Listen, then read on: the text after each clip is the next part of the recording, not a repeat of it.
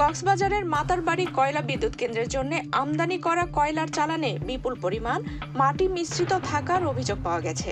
এ কারণে ভারতীয় কোম্পানির পাঠানো ৬৩,০০০ টন কয়লার জাহাজটি চট্টগ্রাম বন্দরের বহির্নোঙরে পাঠিয়ে দিয়েছে কোল পাওয়ার জেনারেশন কোম্পানি লিমিটেড।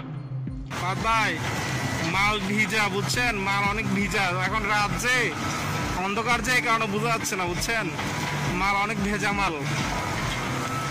যখন আপনার হ্যাজ খুললে, হ্যাজের একদম প্রথমে যখন আনলোডিং শুরু হয়, হ্যাঁ, তখন আপনার একদম বোঝা যায় মাল একদম অনেক পানি, মাল অনেক ভেজা। সিপিজিসিএল সূত্রে জানা গেছে, টেন্ডারের মাধ্যমে ইন্দোনেশিয়া থেকে কয়লা সংগ্রহের দায়িত্ব পাওয়া একটি ভারতীয় প্রতিষ্ঠান চালানটি পাঠায়, কিন্তু চালানটির কয়লায় বিপুল পরিমাণে মাটি ছিল, ফলে এই কয়লা বিদ্যুৎ উৎপাদনের জন্য ব্যবহার উপযোগী নয়। চালানটি গ্রহণ করতে অস্বীকৃতি জানিয়ে ২১শে মার্চ শুক্রবার সরবরাহকারীকে অফিসিয়াল চিঠি দেয়া হয়েছে বলে জানান মাতারবাড়ি কয়লা ভিত্তিক বিদ্যুৎ কেন্দ্র প্রকল্পের নির্বাহী পরিচালক নাজমুল হক।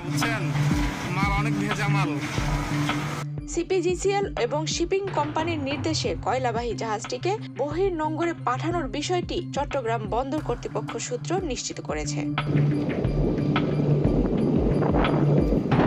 সিপিএ পতাকাবাহী এমভি ওরিয়েন্ট অর্কিড জাহাজে করে ওই কয়লা পরিবহন করা হয়েছিল। জাহাজটি ১৭ মার্চ মাতারবাড়ি চ্যানেলে প্রবেশ করে। জাহাজটি পরিচালনা করে মেঘনা গ্রুপ অব কোম্পানিজ। তবে মেঘনা গ্রুপের ডেপুটি জেনারেল ম্যানেজার উজ্জ্বল কান্তি বড়ুয়া মন্তব্য করতে অস্বীকৃতি জানিয়ে বলেন, আমরা সিপিএর সঙ্গে আলোচনা করছি, বন্দর কর্তৃপক্ষ বিষয়টি দেখছে।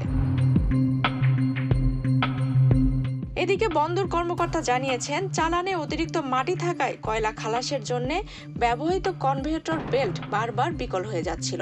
পরে বিদ্যুৎ কেন্দ্রের কর্মকর্তারা জাহাজ থেকে কয়লা খালাস বন্ধ করে দিয়ে জাহাজটি চট্টগ্রাম বন্দরের বহির্নোঙরে পাঠিয়ে দেন। মাল একদম অনেক পানি, মাল অনেক ভেজা।